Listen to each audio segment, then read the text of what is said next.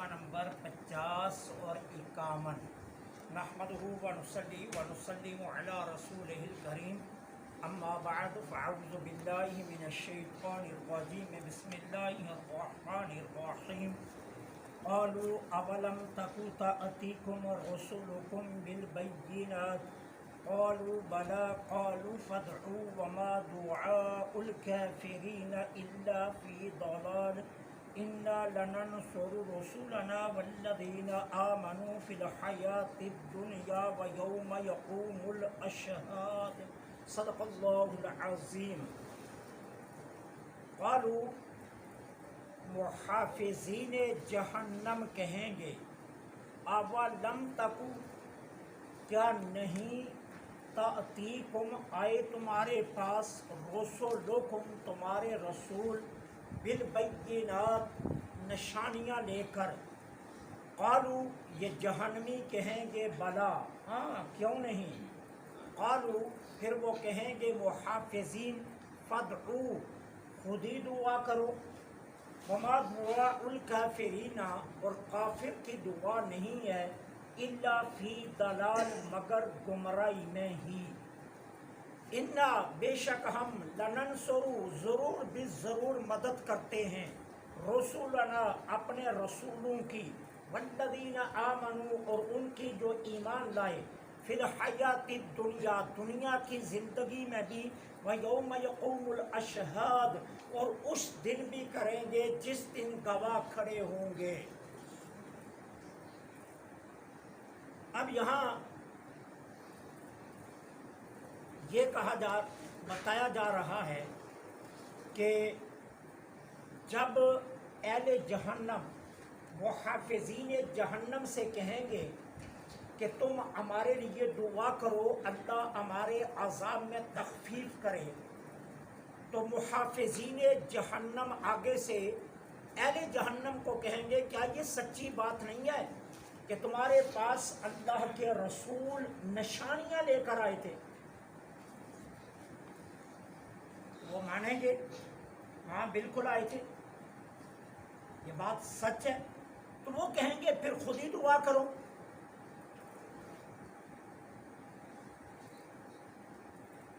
लेकिन अल्लाह फरमा रहा है, काफिर की दुआ गुमराही है।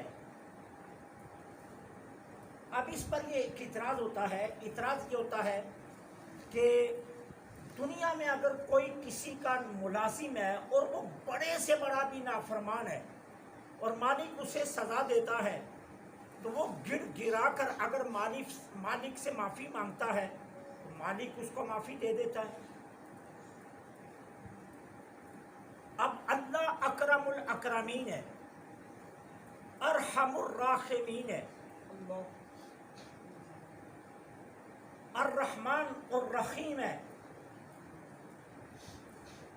और अगर अहले जहन्नम गिरा कर दुआ मांगेंगे तो क्या वो उनसे अज़ाब हल्का नहीं करेगा? तो जवाब यही है, नहीं करेगा।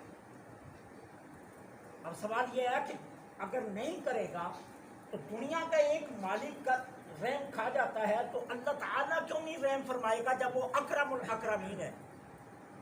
तो उसका जवाब ये है कि देखिए, अल्लाह ताला अज़्ज़ा वजल ने कुफ़ार को मुसलमानों की बेनिस्बत ज़्यादा क़ुव्वत दी है, ज़्यादा ताकत दी है, ज़्यादा दौलत दी है, ऐश इशरत ज़्यादा दिया है, उन्हें इल्म भी ज़्यादा दिया है, उन्हें आसाइशें भी ज़्यादा दी हैं। और मुतालबा क्या किया कि सिर्फ ये मान जाओ कि मुनअमे हकीकी मैं एक हूँ। एक मुतालबा किया कि ये तस्लीम कर जाओ कि मुनअमे हकीकी में एक हूँ। लेकिन इसके बदले में उन्होंने जवाब क्या दिया? कभी तराशे बुतों की तरफ नेमतों का निस्बत कर दी, कभी अपनी आसाइशों की निस्बत आग की तरफ कर दी, कभी किसी इंसान के मुजस्मे की तरफ कर दी, और कभी कहीं कर दी, और उस वक्त ला शरीक की तरफ निस्बत नहीं की। फिर मुतालबा क्या रखा? देखो, تم زمین و آسمان کے درمیان کی فضا کو گناہوں سے بھر دو گے نا، صرف مجھے مان جاؤ، میں معاف کر دوں گا۔ میں تمہارے گناہوں کو نہ تولوں گا نہ گنوں گا۔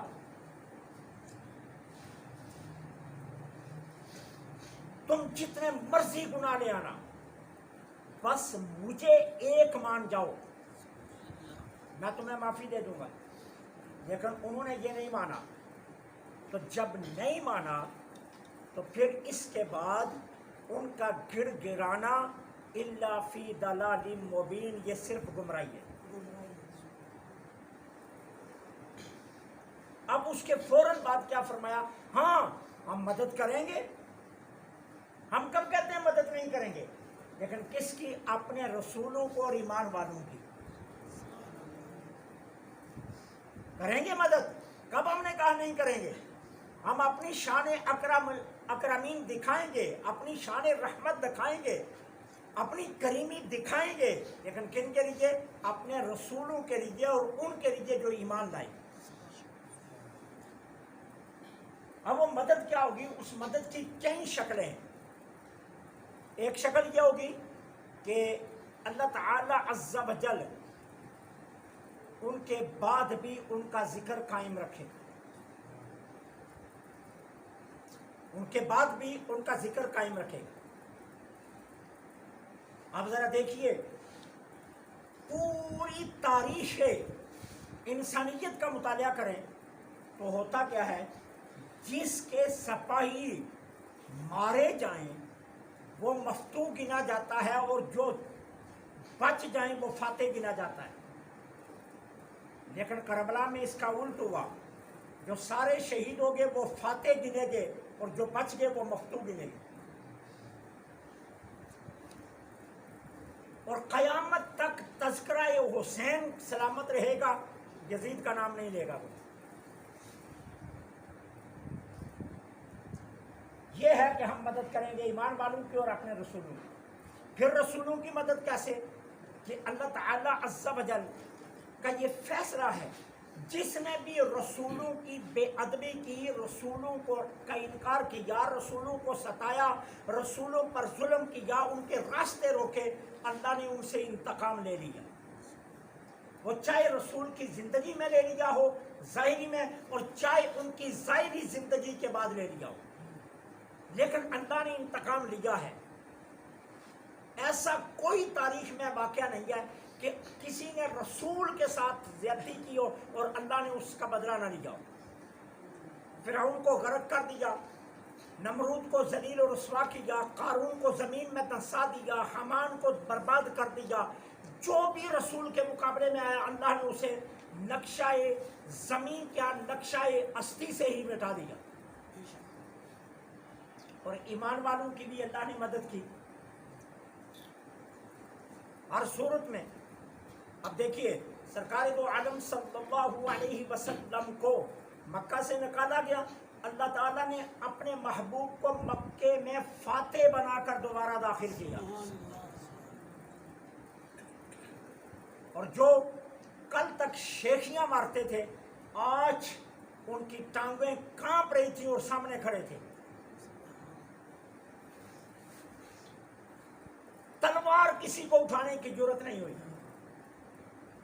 مدینے میں تشریف لائے تو عوام و انصار اس قدر فوج در فوج شامل ہوئے کہ پھر مدینے میں جس نے سر اٹھانے کی کوشش کی اسے وہیں دبوچ دیا گیا، اور اللہ نے پورے جزیرہ عرب پر اپنے محبوب کی حکومت قائم کروا دی۔ ہم اپنے رسولوں کی مدد کرتے ہیں اور ایمان والوں کی۔ اس کے بعد دیکھیے حضرت ابوبکر صدیق کی کیسے مدد کی گئی۔ 2.5 سال صرف حضرت ابوبکر صدیق کے۔ اس کے بعد جناب عمر بن خطاب آئے تو 10 سالوں میں اسلامی فلاحی مملکت کا حدود اربع 24 لاکھ مربع میل تک چلا گیا۔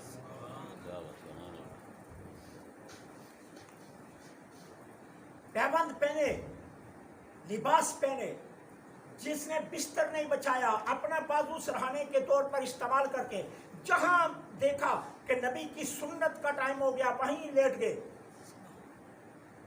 پر مٹی پر، لیکن لیٹ کر بھی دبدبا کتنا تھا کہ کہتے ہیں کہ روم اس وقت دنیا کی سپر طاقتوں میں تھا۔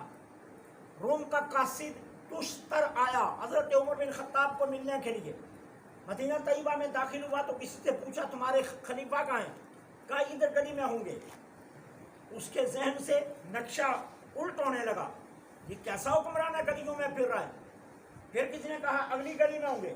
کرتے کرتے کسی نے کہا نہیں اب وقت ہو گیا کیلولے کا، وہ مسجد نبوی کے سین میں لیٹے ہوں گے۔ تو پہنچا وہاں تو کیا دیکھا؟ کھجور کے ایک درخت کے نیچے عمر مٹی پر بغیر کسی بستر و چادر کے لیٹے ہیں اور اپنے بازو کو سرہنا بنایا ہوا ہے۔ پاس کھڑا ہوا، کہنے لگا واللہ الحنی الملک، اللہ کی قسم روئے زمین کا سب سے خوش نصیب بادشاہ یہ ہے۔ سبحان اللہ، سبحان اللہ، نعرہ تکبیر، نعرہ رسالت، نعرہ حیدری۔ یہ خوش نصیب بادشاہ ہے روئے زمین کا، جسے نہ پاسبانوں کی ضرورت ہے نہ محلات کی ضرورت ہے۔ ہم مدد کرتے ہیں اپنے رسولوں کے اور ایمان والوں کی، یہ اللہ کا وعدہ ہے، اللہ ہمیشہ ایمان والوں کی مدد کرتا ہے۔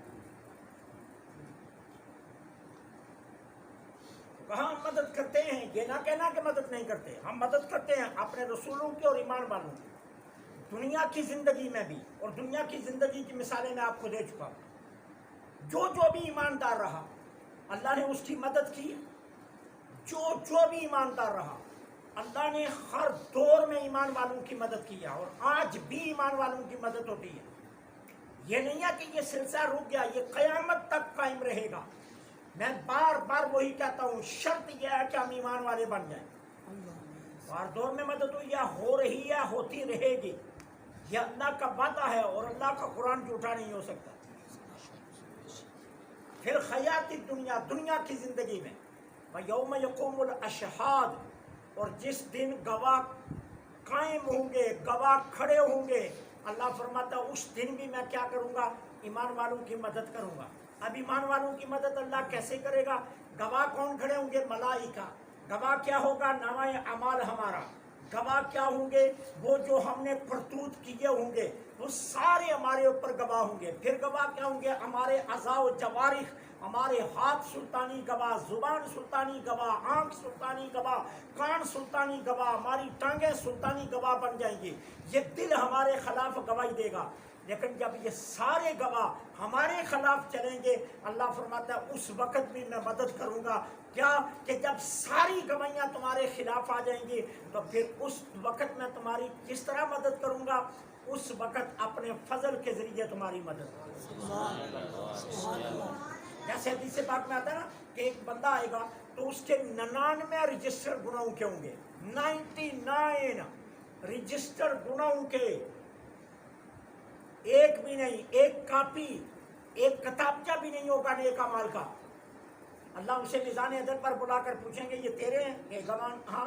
اللہ فرشتوں کو کہیں گے ذرا ورق الٹ پلٹ کر اسے دکھا دو نا، یہ انکار تو نہیں کرتا کسی بات کا؟ وہ کہے گا نہیں میں انکار نہیں کرتا، سارے میرے ہیں کام۔ اچھا میزان پر رکھو، وہ کہے گا میزان پر کیا رکھنا، دوسری طرف کیا رکھنا ہے جو یہ رکھنے لگے ہو؟ ٹھیک ہے، اللہ فرمائیں گے اسے لے جاؤ جہنم کی طرف۔ اب فرشتے لے کر چلیں گے جہنم کی طرف، مڑ کر پیچھے دیکھے گا، فرشتے اسے گھسیٹ رہے ہوں گے، پھر مڑ کر پیچھے دیکھے گا، پھر فرشتے گھسیٹ رہے ہوں گے، پھر مڑ کر دیکھے گا۔ اللہ فرمائے گا فرشتوں اسے واپس تو لے آؤ، لایا جائے گا۔ وہ بھائی پیچھے مڑ کر کیا دیکھتا ہے؟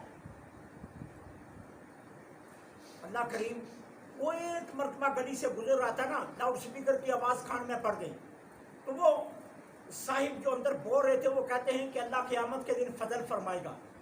تو میں دیکھ رہا تھا کہ فضل کب ہوگا، میں مڑ مڑ کر دیکھ رہا تھا کہ فضل کب ہوگا۔